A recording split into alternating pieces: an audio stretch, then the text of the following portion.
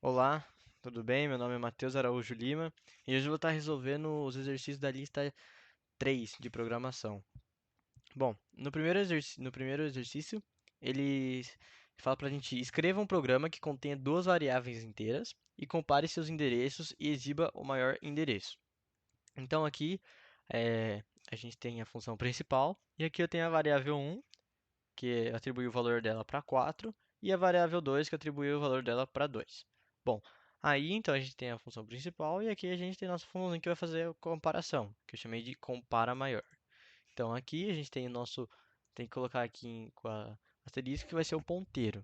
Então aqui a gente tem o V1 e o V2, que seria a variável 1 e a variável 2. Então ele vai pegar e vai comparar a variável 1 e com a variável 2.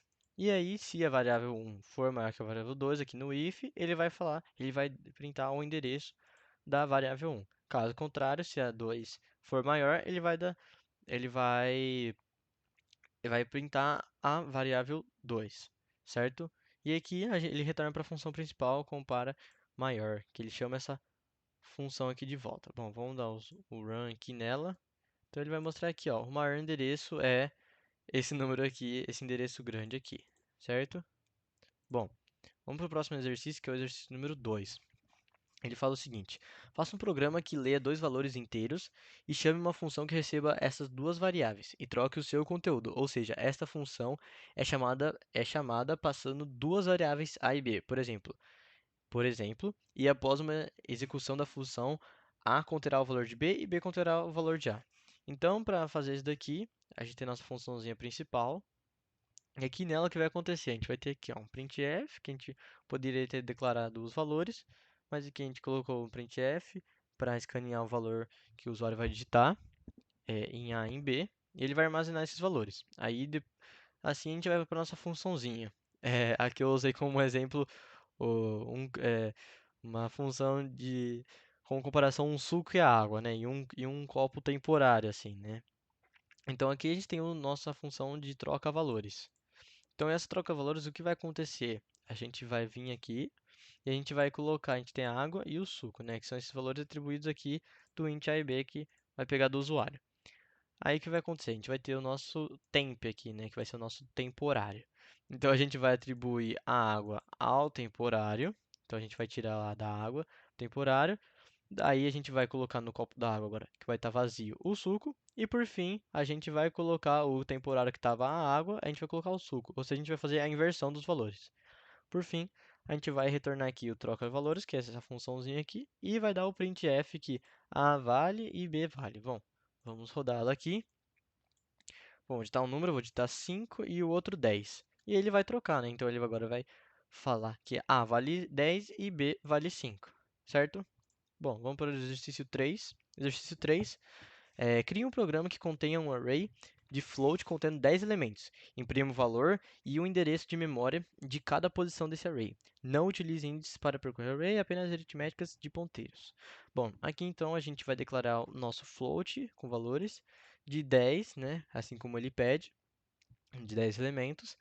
E aí, para cada elemento, então a gente vai pegar aqui e digita um valor para a sua posição. Então aqui ele vai pegar e vai escanear os valores que a gente vai colocar. Dessa mesma forma, e ele vai printar os valores, então ele vai pegar aqui, a função do for aqui, né? A gente tem um for, então, para receber os valores, e um outro for que ele vai devolver as informações, que seria, vai devolver o número que a gente colocou em cada, e o endereço que foi feito em cada um.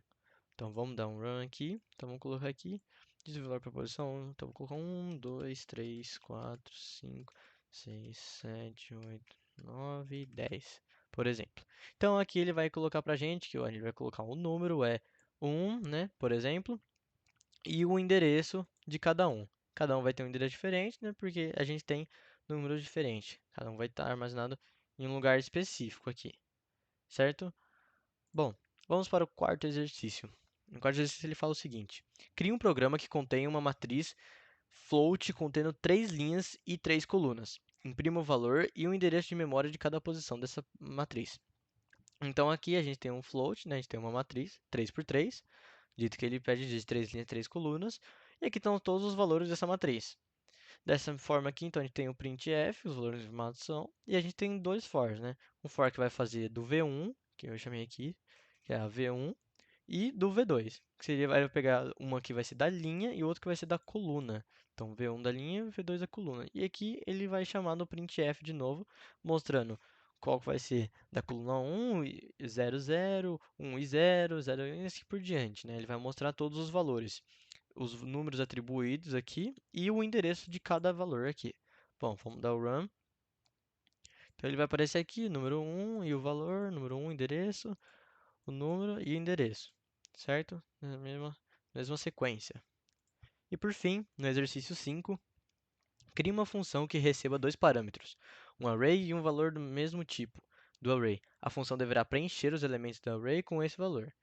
Bom, então o que a gente vai ter aqui? A gente vai ter a nossa função principal, a gente vai ter o nosso vetor aqui de 5 elementos, e um valor atribuído que eu coloquei de 14. O que vai acontecer? Esse for, ele vai chamar essa função e vai colocar esse vetor mais i igual a i. Então ele vai atribuir esse valor aqui para o i, que a gente vai depois voltar com ele lá em cima. A gente está usando o nosso ponteiro. Depois a gente vai vir para a nossa funçãozinha, que vai fazer a nossa contagem. O que essa função vai fazer? Ela, como já diz o nome, preencher vetor. Ou seja, ela vai pegar o valor que a gente colocou aqui e vai colocar esse valor em todos os elementos do vetor aqui. E por fim, aqui ele vai dar um printf e vai dar mais uma funçãozinha for para ele poder printar as 5, né? Os 5 valores dos vetores.